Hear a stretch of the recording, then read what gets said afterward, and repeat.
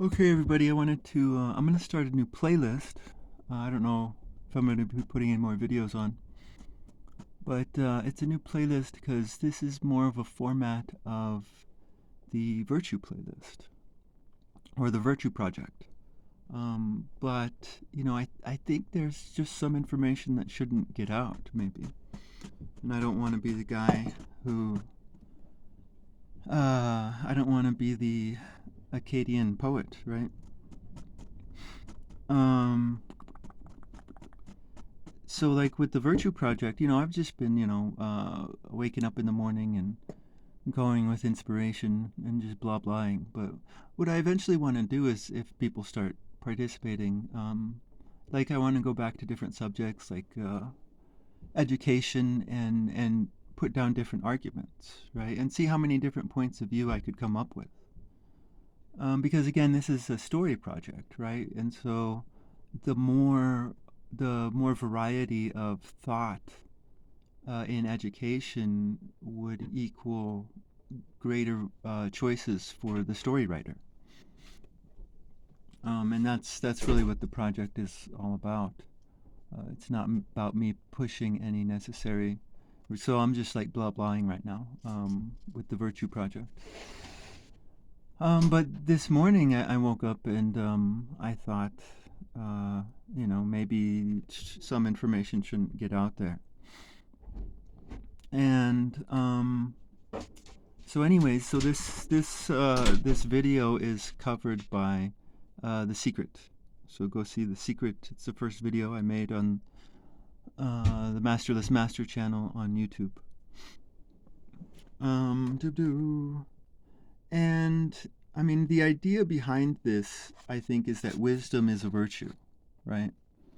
And like any virtue, it has to be earned. Um, so I think it. I mean, we could go to Plato. Plato says that the uh, that education really comes from within. Now, before you guys jump to any conclusions, I don't really have any opinions on Plato because I don't really understand them all. I'm more of a Diogenes fanboy. Um, Diogenes the cynic, uh, because Diogenes is cynical about the world, but he's not cynical about the heart.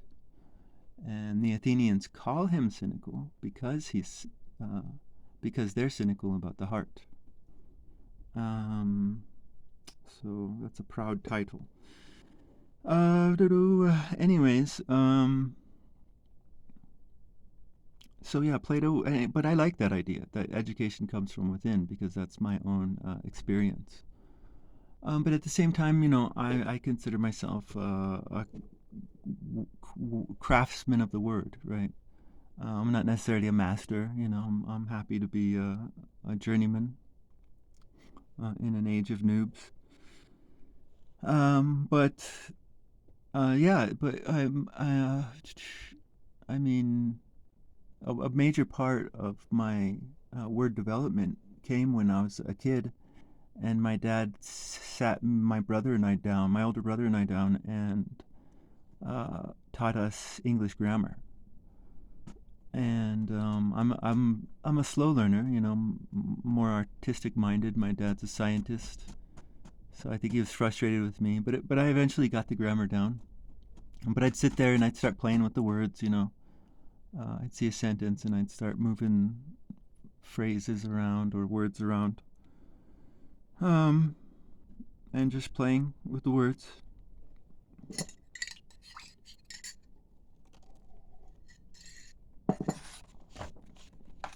So I mean, you could say most of my thoughts on education are kind of philosophic rather than political, But in my experience, the forced English grammar ended up helping me out a lot. Um, so yeah, no, I mean, if wisdom should be earned, I mean, I think it would follow that I mean, there's some information which should not be passed on, right? And I mean, I think the first subject qualifies because just really dystopian to me.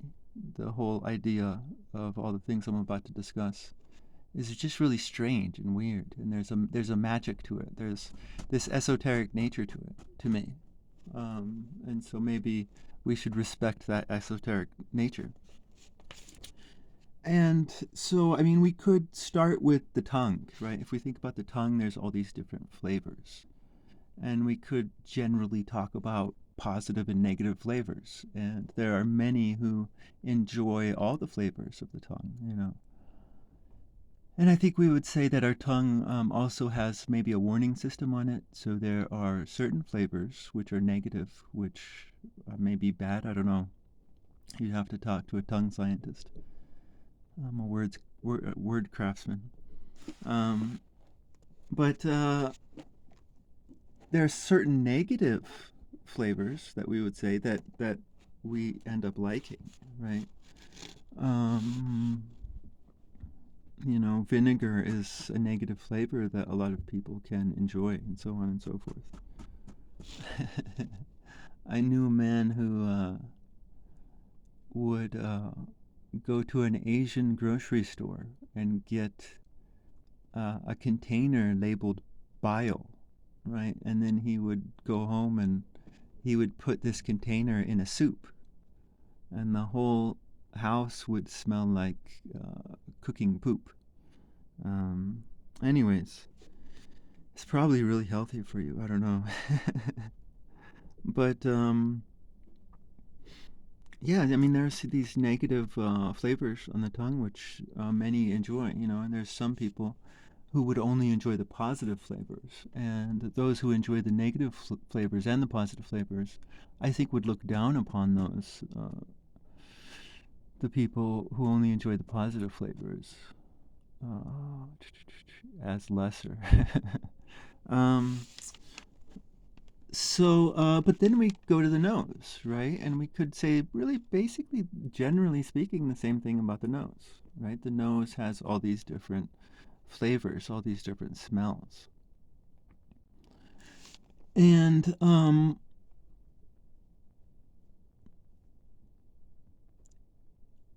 you know, we could also generally talk about positive smells and negative smells, right? We could also enter into the discussion a warning system, right? And we could think about like farts, right? Farts would be a negative smell, right? Now, I would posit the evidence, which it may be the only sole evidence in the world, but I will posit it nonetheless. And I will posit the evidence that, you know what, sometimes I fart and I like the smell of my own farts. But there's this strange thing that happens because, like, let's say someone else was to fart a fart that was the same consistency as the fart that I like. You know, then I'd be like, ew, you know, don't fart around me. You know? But that's inconsistent, right? That's arbitrary, I think.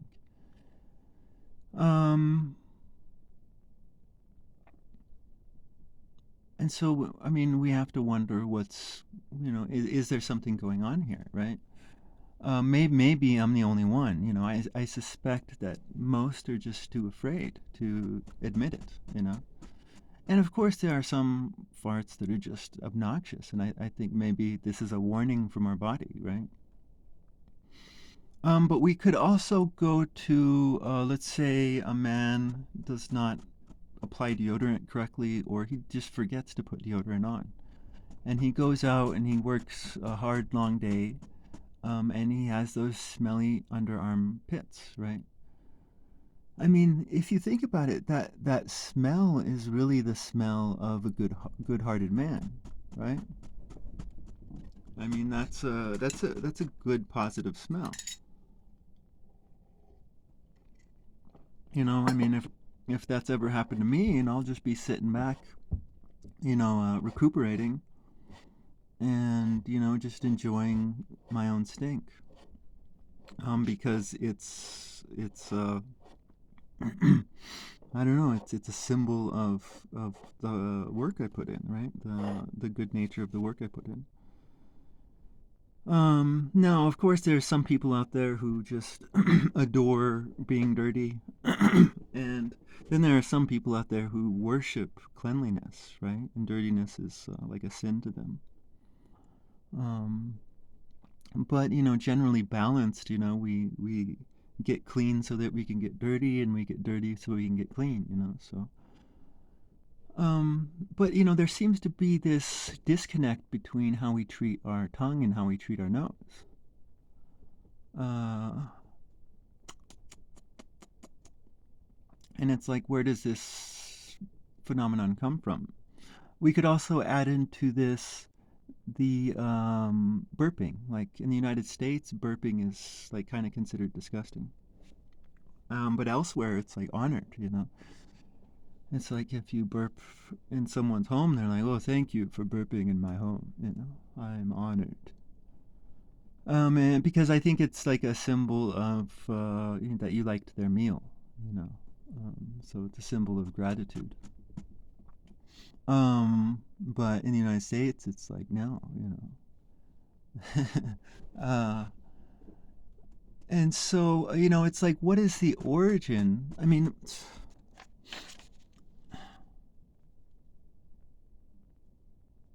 right? So I mean, like if we look at this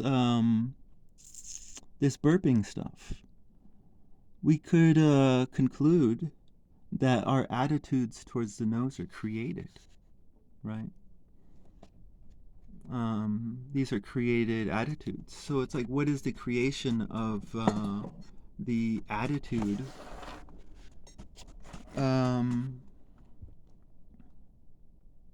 what is the creation of this attitude that's in the United States? And I would posit that the creation of this attitude comes from the power of a little girl's ew, right? Um, I mean, someone farts and a little girl goes, ew, right? And we take in that ew, right? We take in this ew and we allow it to shape our emotional responses, our emotional reactions. Um, and if you think about everything I just said, this would be, kind of wrong of the little girl. This little girl is exiling our nose from our body, right? But at the same time, no one would say that the little girl is being malicious, right? So this is kind of cute what is happening, right? This little girl is uh, is gaining power over us with not even a word, right? It's kind of like more of an expression, right? Ew. Um, and I mean the this disconnect between the nose and the mouth is kind of dystopian, right? And I think the origin would be is kind of subconscious, right? It's hidden.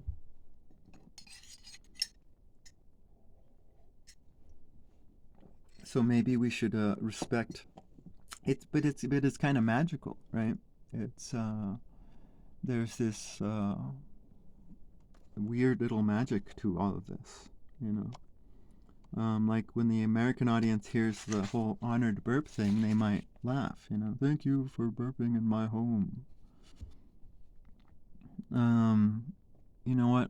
We have some more time, so let's move on to a parent's love for their children. Um, Now, all parents love their children, right? But there are many parents who say they love their children, but then they neglect their children. And the, the children are gonna see that, even if they can't bring it to their consciousness. there will be this subconscious reality to the neglect. Right? So they hear the words, I love you, but, they don't really see it. And so this creates a break in the heart. Um, but we could also say that there are many parents who uh, neglect their children because they have to, right? And you'd ask them, well, why do you neglect your children? It's like, well, I have to work. I got to provide. Um, you cannot form a bond with someone if you're constantly recuperating. If your whole life is work and recuperation, there is no rest. Recuperation is not rest. It is recuperation.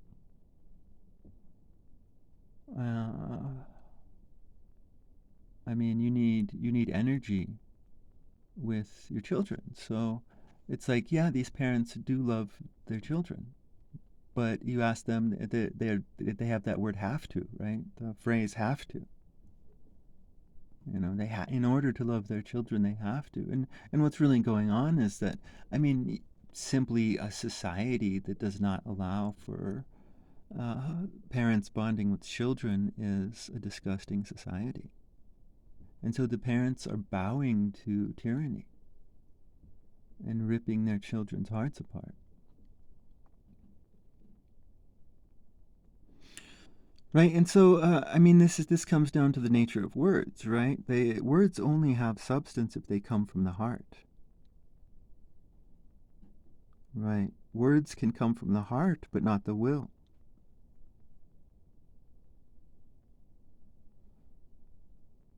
Right. So there's this complex thing happening, but it's not complex, right? The will should match the heart. Right? But the will, right? Have to. Have to is a will thing. They don't have a will of their own. That's what they're saying. Right? That's exactly what they're saying. They just don't. They're stupid.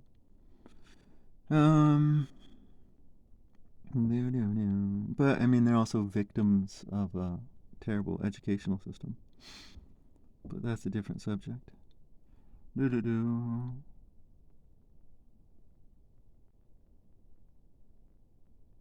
So and that is really, you could say that the nature of reality it comes down to the heart. And whether you want to say heart or soul or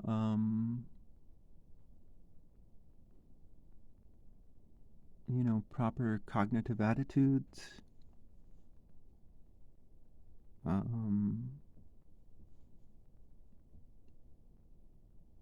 or healthy cognitive attitudes, maybe. Words only have substance if they come from the heart. Right? And sometimes you can have hurtful words coming from a good heart. But a lot of the times, you can have people who are posers, right? So in other words, they have bad hearts. I knew this guy.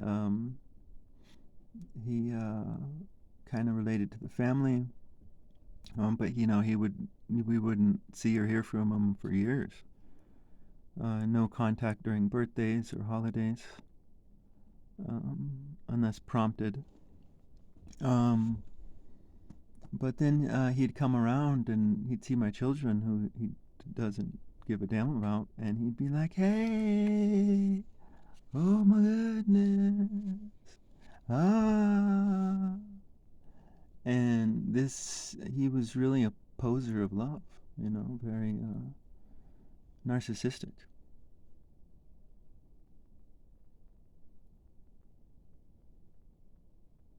And it's really these posers of love which cause all the heartache in the world, right? Mm. But I guess that's not true, no, because not only the posers, but those who bow to a false law. But healing can only come when you circumcise the posers from your heart. Right? So, and what would be the esoteric knowledge in all this? I mean, I think it's just like the nature of art. Maybe the artist can capture that reality that words just sometimes cannot capture. Um, and there's this idea that you can bring your subconscious to your conscious, right? And if you bring your subconscious to your conscious, then you can be healed, right? And yet you can only bring your subconscious to your conscious if you meditate. So I think that is definitely, yeah. I mean, you have to want it and earn it, right? For it to be a virtue.